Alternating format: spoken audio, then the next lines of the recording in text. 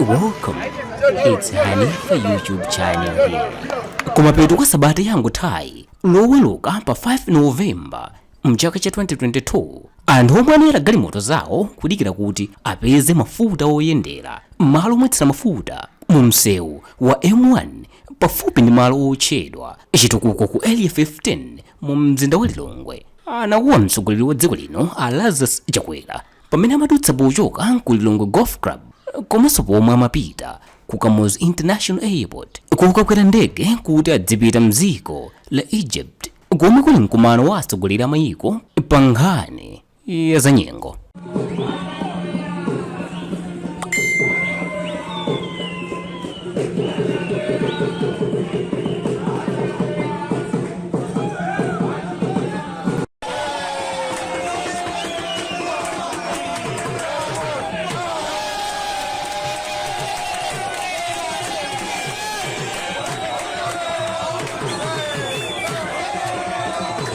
Pali ma video clip awiri omwe anthu mdziko muno akugawana pa matsamba a mchezo a Facebook ndi WhatsApp, ndipo onsewa akuonetsa anthu okwiya okhumudwa komanso othodwa ndi kusowa kwa mafuta oyendera a galimoto omwe anali ku area 15 pafupi ndi malo otchedwa Chitukuko, ndipo anali akumukuwa komanso kumudzoma Chakwera pomwe amadutsa pamene ena amadzoma ena anali akumukuwa pomanena kuti achoke, ndipo ena chapansipansi amaveka motukwana zomwe zikutanthauza kuti anthu atopa ndi mtsogoleriyo posathetsa vuto la kusowa kwa mafuta lomwe pano latha miyezi yokwana inayi tsopano. Izizi zikutsatira mbuyomu pamene mtsogoleriyo analonjeza mzika za dziko lino kuti kubwera mafuta okwana 6 million liters omwe athetse mavuto onsewa. Komatu kufikira lero mafutawa omwe amati ndi ochuluka 6 million liters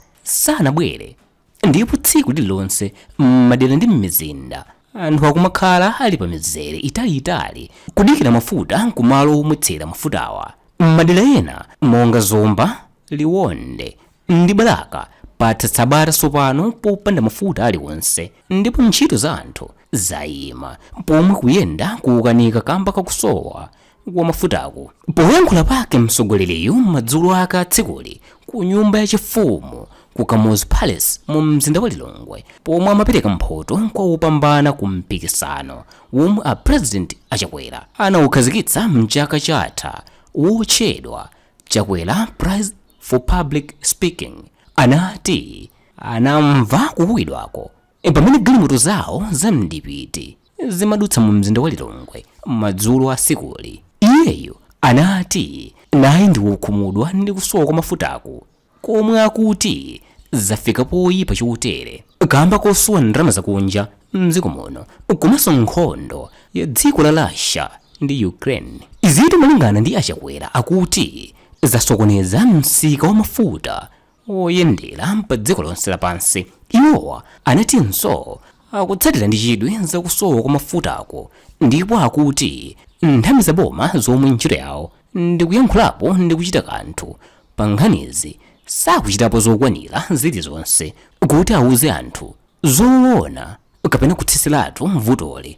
Kwa iwo akuti sanakwiye ndi kukwidwako, zomwe akuti ndi zoyenera kuchitika kuti azimva kukwiya ndi kukuwa kwa anthuku popeza zikuwawuza kuti ndi ndani mboma lawo amene sakugwira ntchito yake bwino kuti Amalawi asaphinjike ndi kuti vutoli litheretu. A President Chakwera anawonjezeranso kunena kuti kukwiya kwa Amalawi kukuchitika mpaka dali pano pako kokhudzana ndi kusowa kwa mafuta oyendera kuwakakamiza iwowa kufunsa ndi kubweretsa poyera aliyense wa mulamuliro wake yemwe asakunena chilungamo pakusowa kwa mafutako popeza anthu akuyenera uzidwe momvemvemve kuti akapeza kuti mafutawa. Nthambi yomwe imayang'anira kagwiridwe ka ntchito za mafuta mdziko muno la Malawi Energy Regulatory Authority mera linawuzabe anthu mdziko muno mu sabata yapitayi kuti Malawi ngati dziko likumanabe ndi mavuto osowa ndalama zakunja zomwe zikupangitsa kuti kusowa kwa mafutako kusathe, ndipo akukhulupirira kuti kusintha kukhala kukuchitika mwapang'ono-pang'ono kwa kanthawi.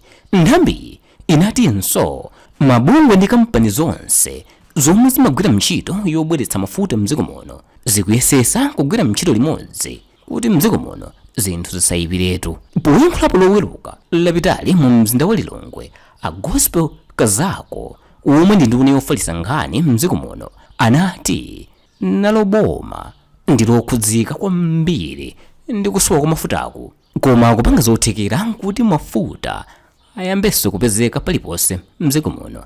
Pakadali pano bungwe loyang'anira maufulu a anthu ogula katundu mdziko muno la Consumer Association of Malawi kama laloza chala mtsogoleri wa dziko lino pokanika kuthetsa mavuto ambiri omwe nzika zikukumana nazo panopa, kuphatikizapo kukwera kwa katundu wofunikira pa moyo wa munthu ndi kusowa kwa mafuta zomwe zakhuza kwambiri miyoyo ya mzikazi.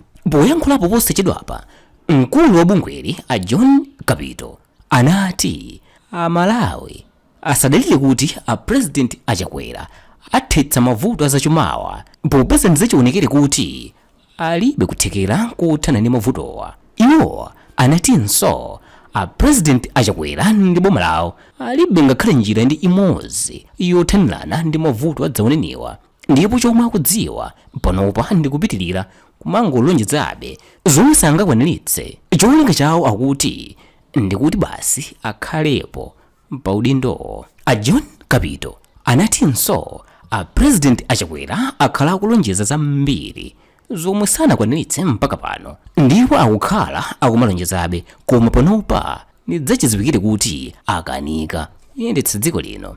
Iwowa anawonjezeranso kunena kuti mtsogoleri wa dziko lino akumankabe namalonjeza zinthu zambiri kwa anthu zomwe nzodabwitsa kwambiri kuti sasowa cholonjeza, komanso alibe manyazi kuti malonjezo ake ambiri wakanika kuwakwaniritsa. Mu miyezi pafupifupi inayi yapitayi anthu mdziko muno akumakhala nthawi yayitali mmalo omwetsera mafuta a galimoto kuti mwina nkupezako mafutawo. Izizi zapangitsa kuti anthu ena adzigula mafutawa muzigubu nkumagulitsa mokwera, mtengo omwe kumayambira pa 3,500 kwacha mpaka pa 5,000 kwacha pa lita imodzi. Mtengo weniweni mafutawa ndi 1,746 kwacha pa lita imodzi ya petulo, komanso 1,920 kwacha lita imodzi ya diesel.